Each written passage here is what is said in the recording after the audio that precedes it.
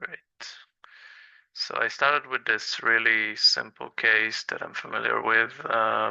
This has nothing to do with KubeVirt. I believe there's a bug on QEMU, or pretty sure it's QEMU. So let me just type it down.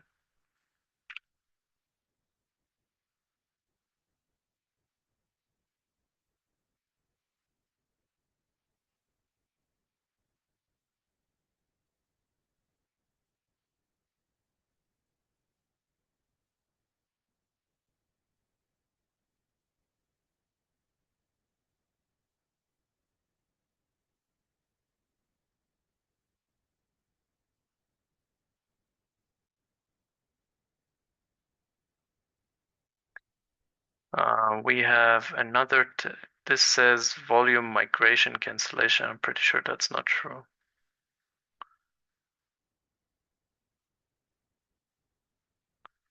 The links are all to main, so it's hard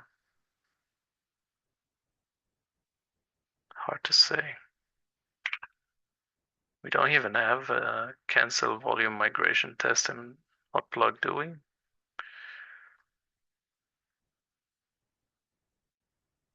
Let's see.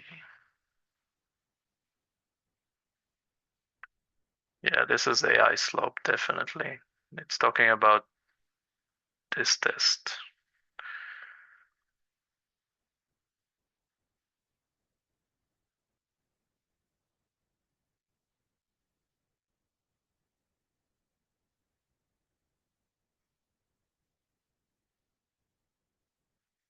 And to be honest, I'm not sure what's wrong about this test. I just know that it was flaking pretty badly, and we did assign it at some point, but I don't think we ever solved it.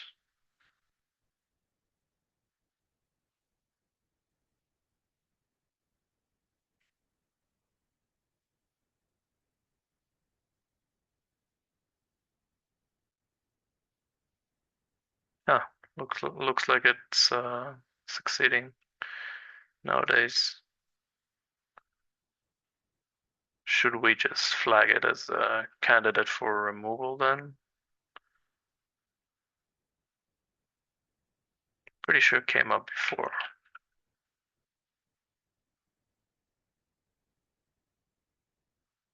That's pretty old.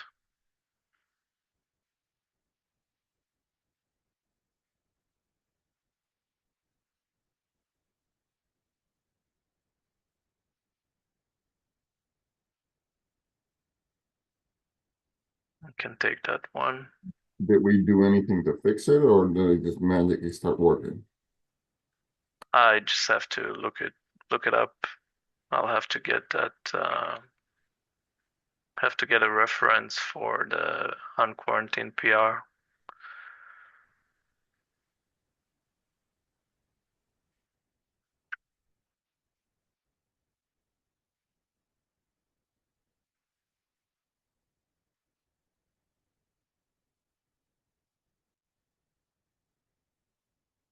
Let's see what else we have here.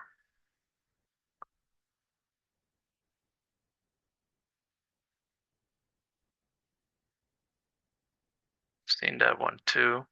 I'm not sure if this is still a problematic test. Let's see.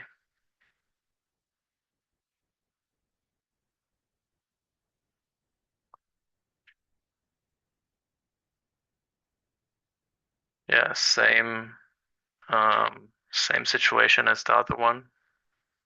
Seems like it's not failing, but nobody can attribute it to a specific fix. Yeah, I don't like those. It's great that it's passing, but I would like to know why. Yeah. Any takers for that one? I assume it's going to be a similar um, journey to the one above it.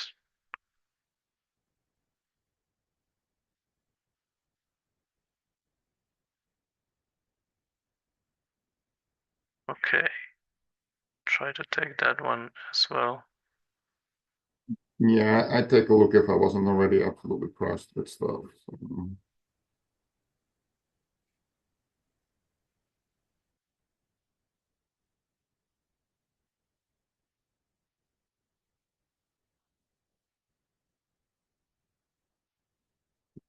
Migration namespace policy tests.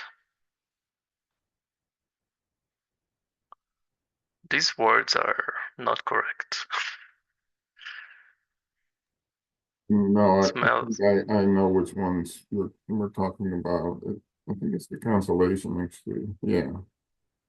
So I actually have a fix for those, a PR. The problem is when you set up the cross-cluster live or the decentralized live migration network, it takes like or in CI it takes like a few minutes before all the pods get updated and the correct IP addresses are in there.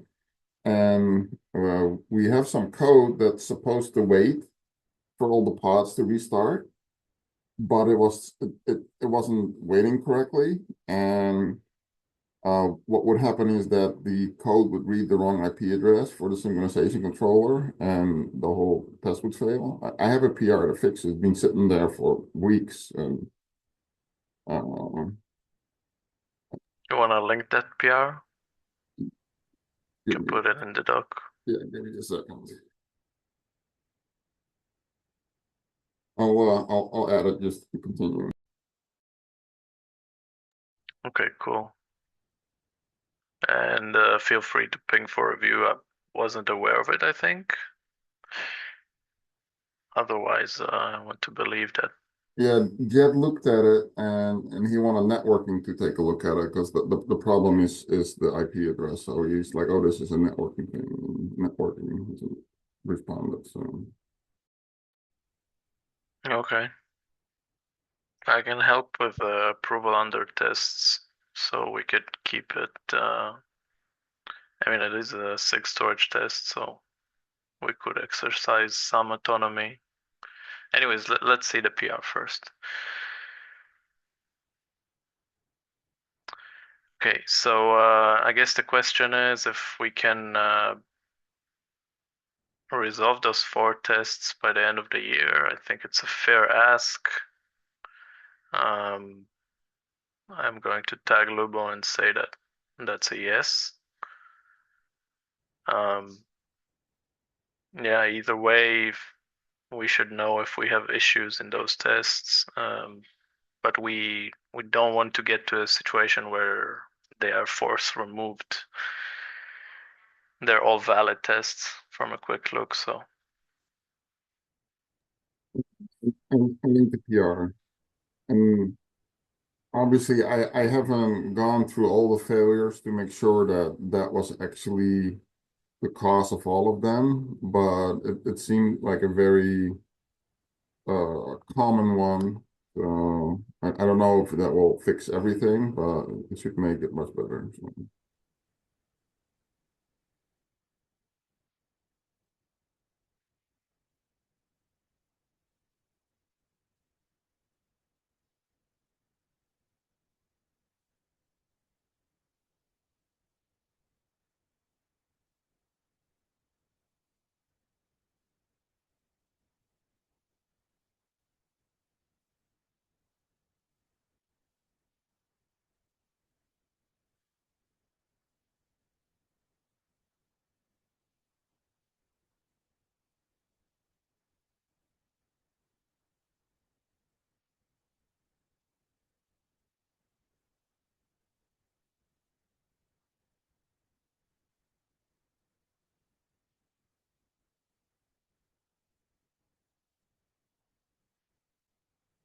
The interesting part is in the fixture.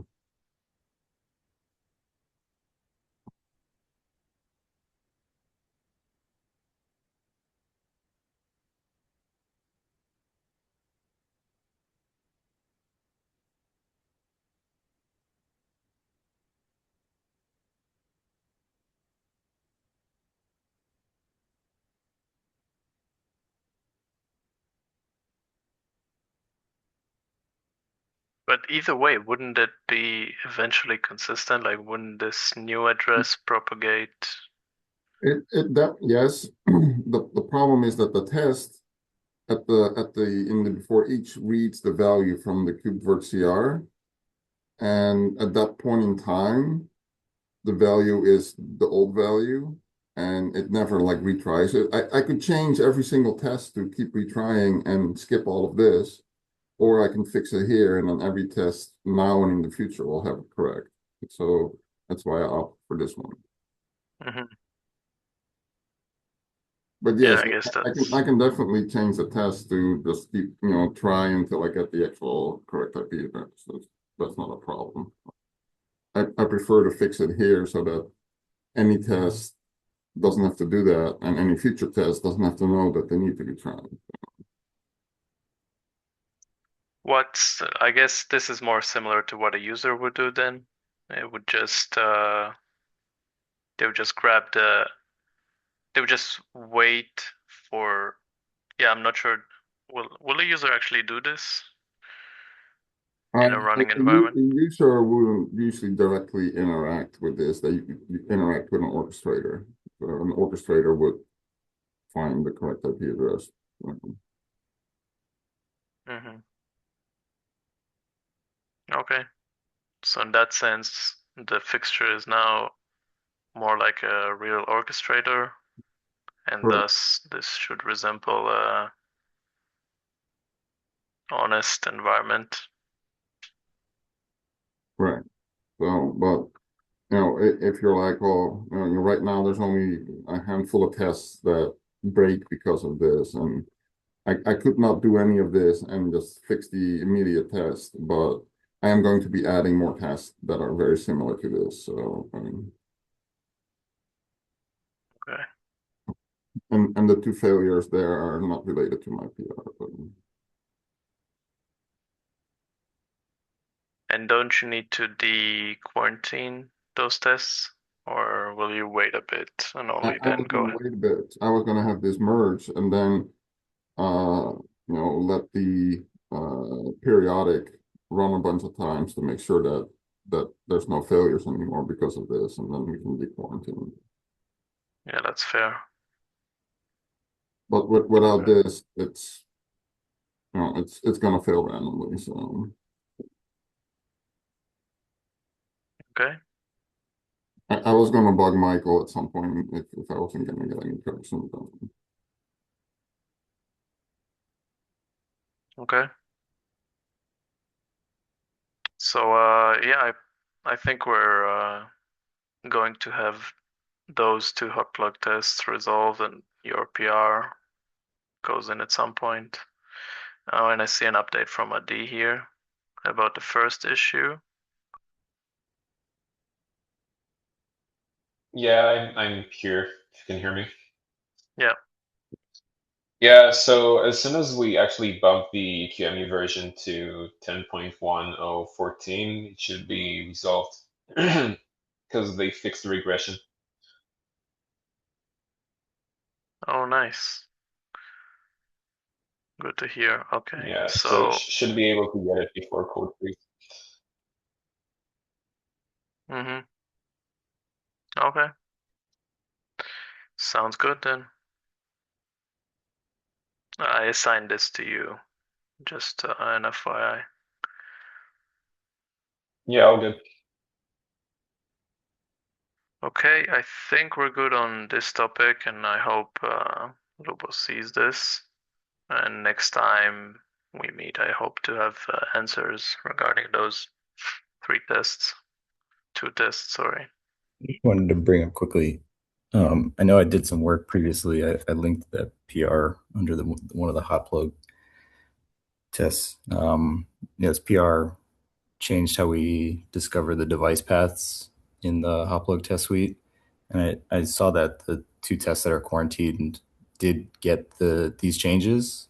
I don't know exactly what the previous flakes were, but if they were related to this, it could have been impacted by this fix.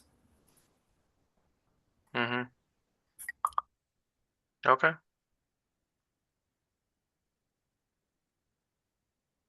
Yeah, maybe. Um, these times I regret not putting the original job failure link on the quarantine PR, like when we use those um, search.ci references, we lose the original error message.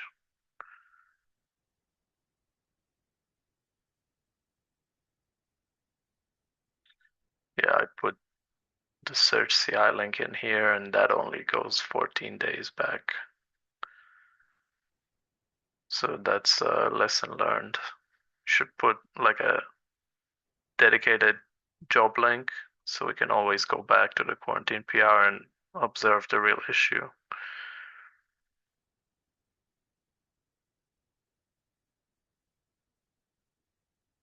Okay, I think we're good on this topic. We also have the insecure skip PR for CDI. Actually, I think the contributor was here before. Yeah, Mark, hi. Yep. Good day, everybody. If you want to speak about the use case and PR in general, Yeah, we can. sure. So this sort of came from me going down a rabbit hole. I was actually looking at the KubeVirt Redfish controller, and was using that for doing some testing, and was running into issues with the way that it was pulling ISO images and failing because it basically just uses a curl command to get around this and some other issues. So I was looking at trying to actually take um, that project and start using data volumes and CDI directly, and found that one of the big problems was the inability to do a skip TLS. And the reason why we need to do this in this case is um, the build process and what I'm testing is using Ironic to generate an ISO and do remote boot and whatnot. And it creates an HTTPS endpoint for a Redfish endpoint, whatever it is, to pull from. But that the cert that's on there is going to be self-signed, um, and it also does not generate a self-signed cert that has the IP address in the SAN of the cert. And there's basically no option other than completely bypassing TLS that I've been able to find in the Go libraries to be able to accept a cert that you have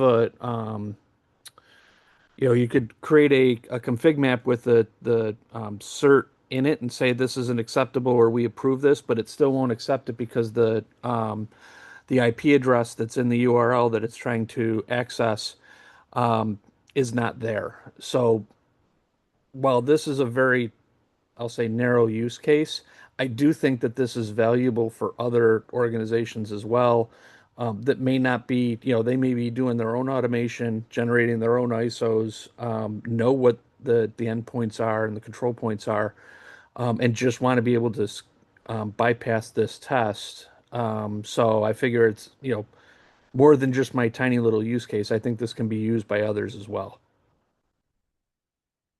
Yeah, I definitely agree with you there. Like, there's no escaping some use case for insecure HTTP sources somewhere, or even if it's just convenience when some cert generator doesn't allow you to get a good cert.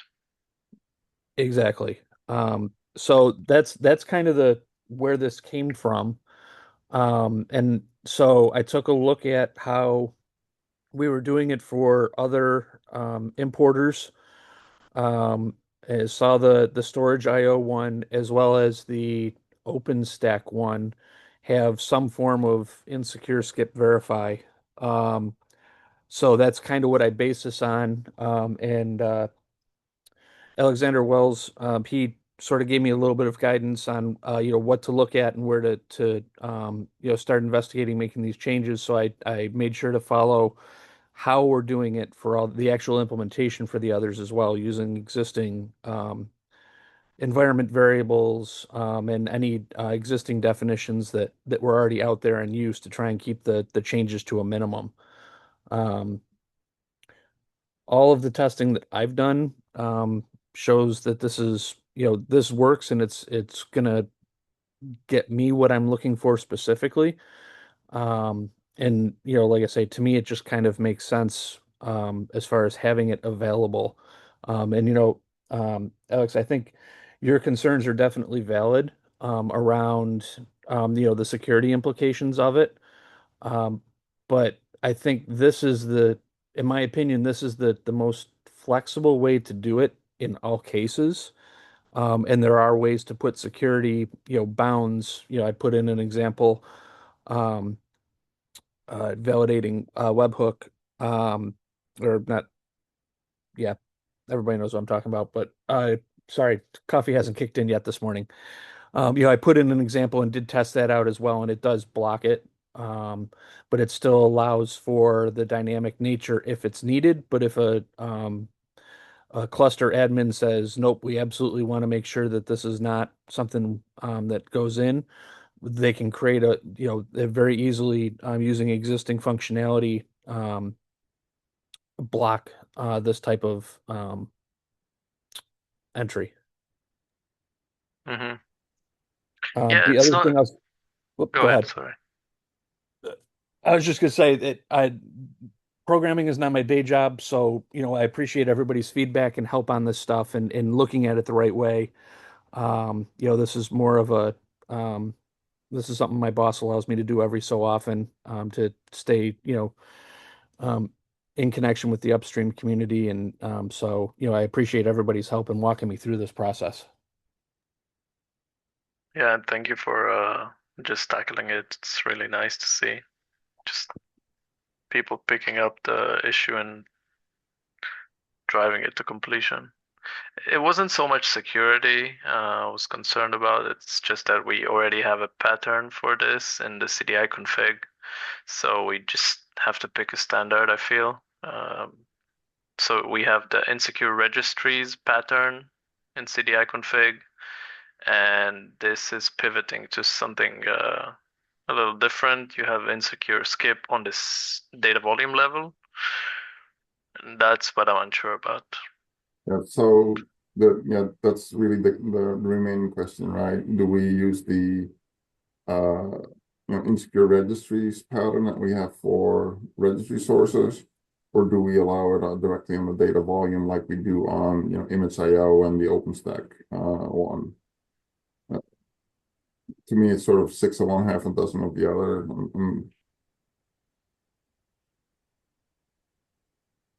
It's sort Yeah, of, I'm I, not I sure. think if you want to configure it on a cluster level, it's probably simpler to have something similar to the registries one, where you can just say, hey, this endpoint, just do insecure, we don't care.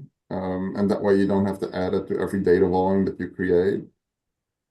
But on the other hand, you know, if we're just interested in a one very specific one, having it on a data volume is simpler than having to set up the whole, insecure HTTP endpoint, whatever. It's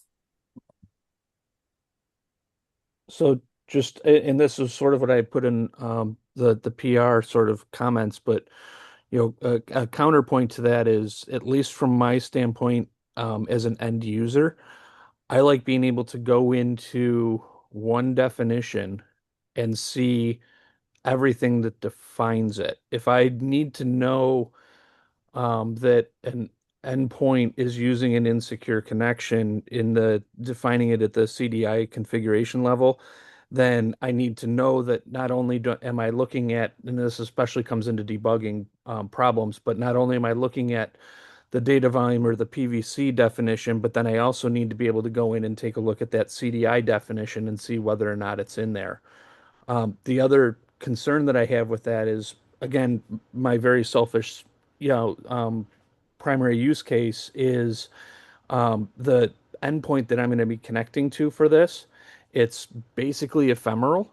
So every time that I go and decide that I want to build a new cluster, I'm first going to have to go in and update the CDI configuration before I can create a data volume. To me, it's just a lot cleaner being defined with the rest of the definition. It's not separated into two different places. I understand the registry things, but registries are also less ephemeral. People aren't standing up necessarily standing up ephemeral registries to send a file. HTTP and HTTPS, at least in the infrastructure world, are stood up and torn down in certain use cases like Redfish, and just stood up. You grab something and then it's thrown away. Anytime for my specific use case, if I was just an end user, I would need to go and contact the cluster admin to put in one specific IP address for a 10-minute operation, and then they need to back it all back out again. Or you're just putting in a wild card, in which case you're not doing anything at all. I think another strong argument is that container runtime engines allow you to do both. Actually, you have a builder allowing you to specify it on the command line when you pull an image, Mm-hmm. and then you could also put it in the builder user config somewhere on your workstation. Yeah, I mean that is the other thing is that at the end of the day, the concept of insecure, skip verify, whatever you want to call it, exists across tons of different tools. Like the curl command that I said that's failing, curl-k. I've just bypassed, and that's just a standard thing that um, you know high level administrators and people who've been around for a while, they know how to use and use properly and correctly. So it's more of a pattern. It may not be the pattern that's being used specifically um, in CDI, but it is a pattern that exists in the IT world to be able to do a skip. Heck, even in your browser, you have the ability to skip TLS checks by going through and clicking on certain things to say, yeah, I get it, the cert's not right. Yeah, I think D has his hand up. yeah, D. Sorry, I don't get a Yeah, ping. yeah. Okay. So, to me, this is more of an in-tree versus out-of-tree security posture question. I mean, the whole insecure registries, for example, was added before validating and mutating admission policies became a thing. And now that they are, and they were added relatively recently, I'm pretty sure the cluster admins have the ability to fully control what's allowed and isn't allowed in CRs in terms of configuration in their clusters. So I'm more inclined towards the allow it at the DV level and at the source configuration, I mean. It just makes more sense, it's more dynamic, and it also allows the admin to react according to the context.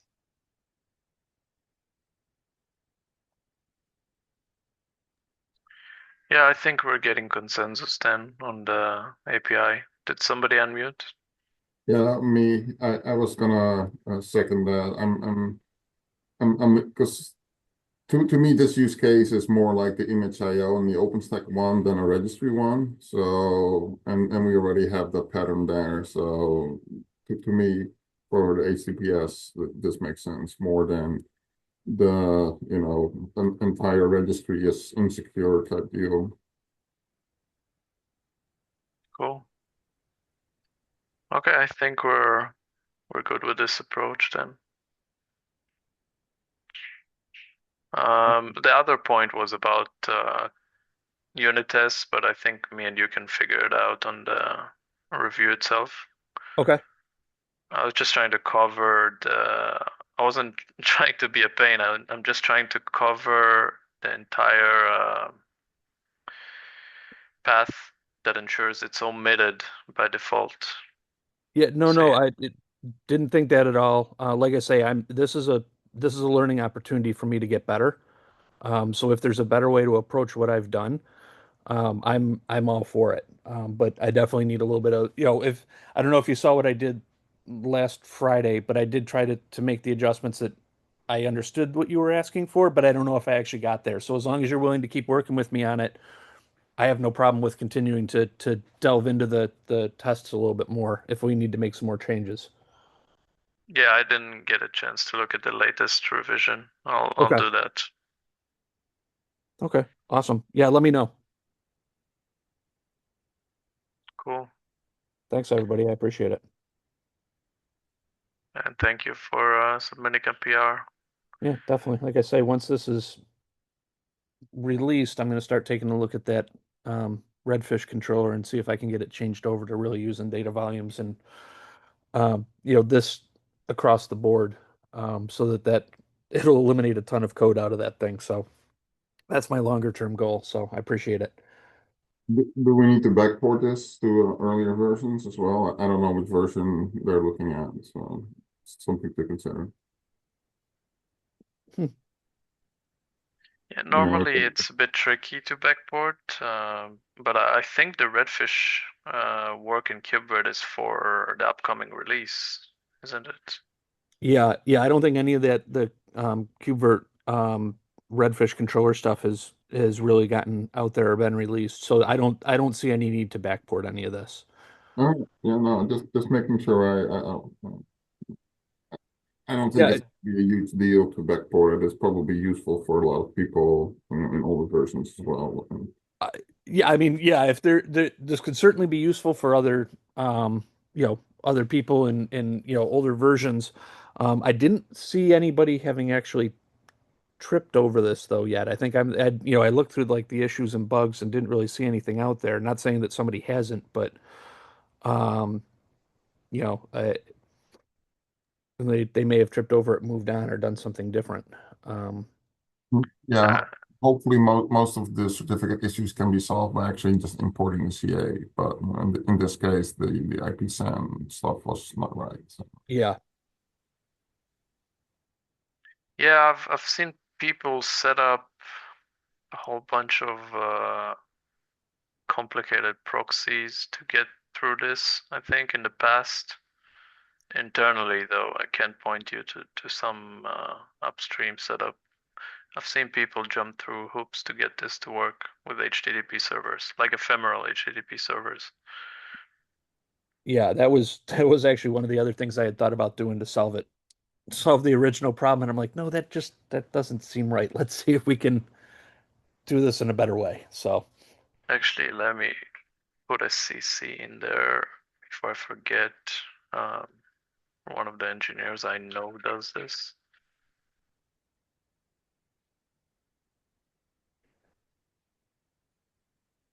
I'm gonna write a note. I can't figure out the handle.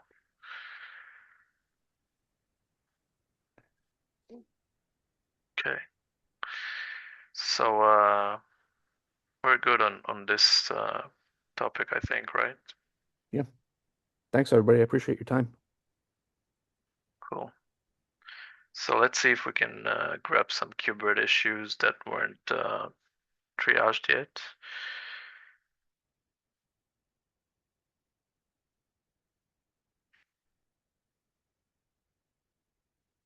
Oh, this is 6 storage labeled ones. I actually wanted the vanilla filter.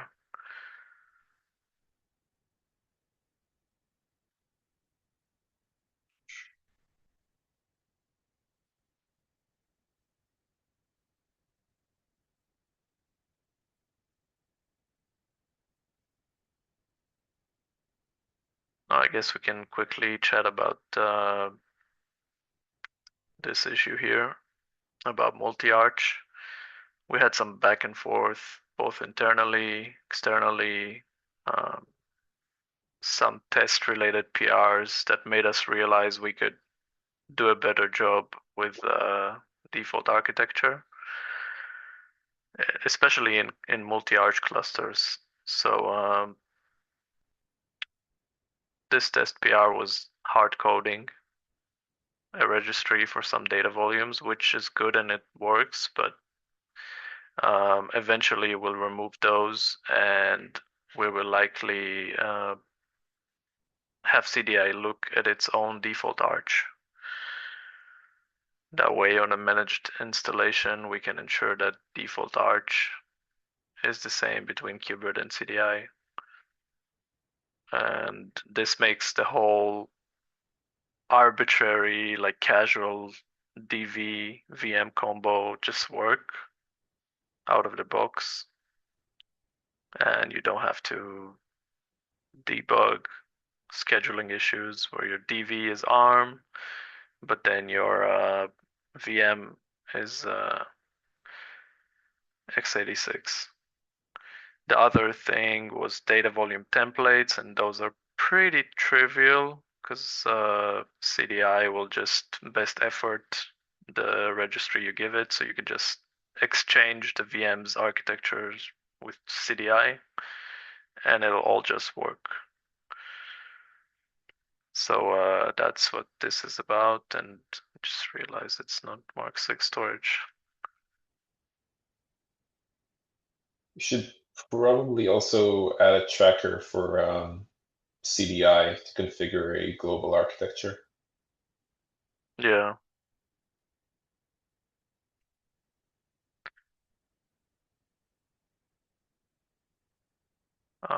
Right.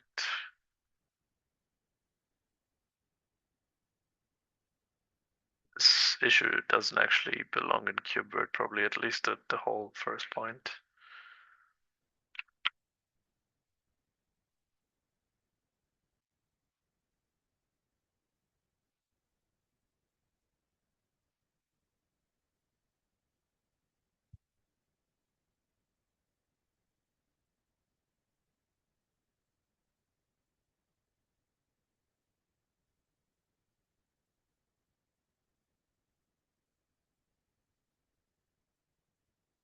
I'm just trying to find 6 storage related issues that we can at least comment on so the owner knows we're aware. Status and implementation plan for VM memory snapshots.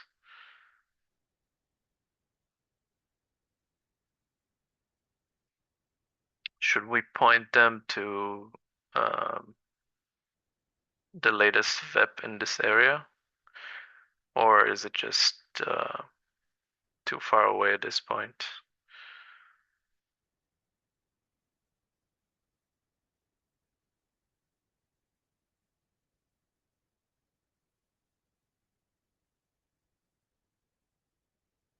Yeah, I'm not sure, to be honest. I don't think we have a plan, even with the, I forget how the web is called, but I don't think we have a plan to do anything like that.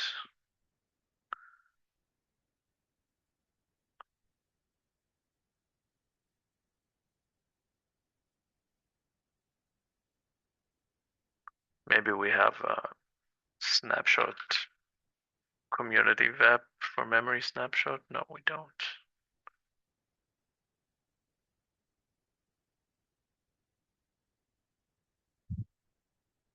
I think this is the closest one.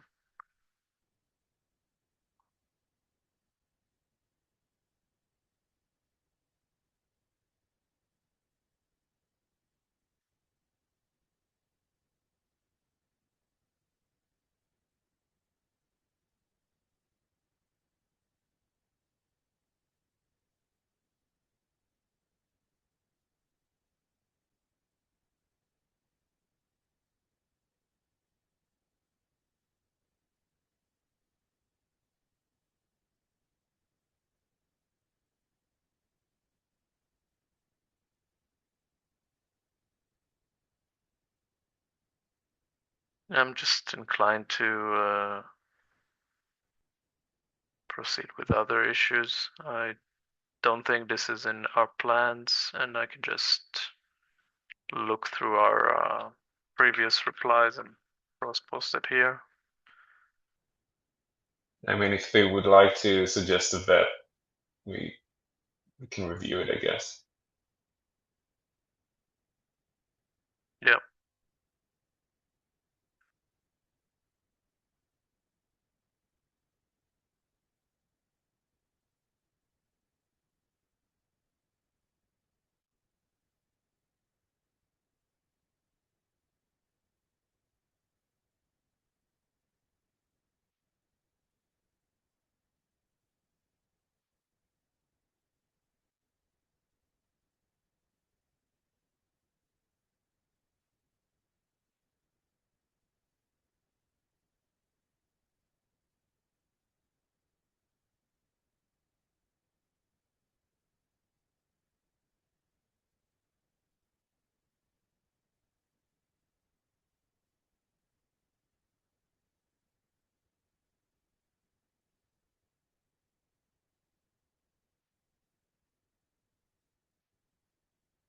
Is this maintained by us? I don't think so. VM state with persistent TPM.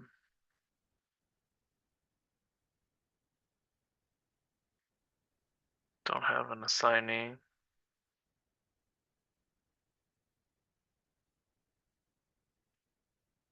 Yeah, it's in SIG compute. I guess it's highly overlaps, but it's marked SIG compute, so just leave it at that. Just gonna do a few more of these, and I think we're gonna call it for today. Not much SIG storage related issues from what I could tell. This is already marked from last week. I believe, yeah, the PR is merged, or at least partly addressing PR, right?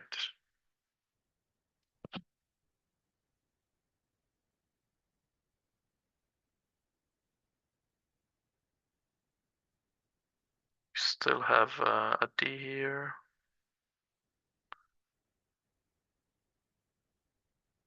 I guess we lost him.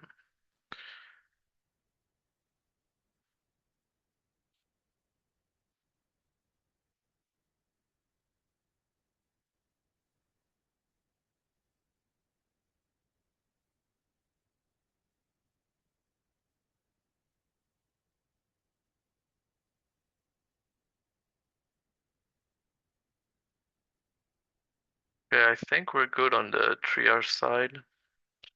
We're already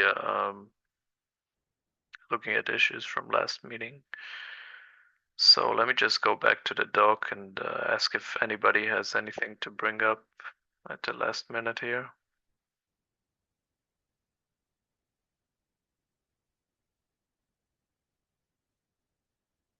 Okay, then thank you everybody for joining, and I'll see you the next meeting. Thank you. Bye bye. Thank you. Bye bye. Thank you. Bye. Thank you.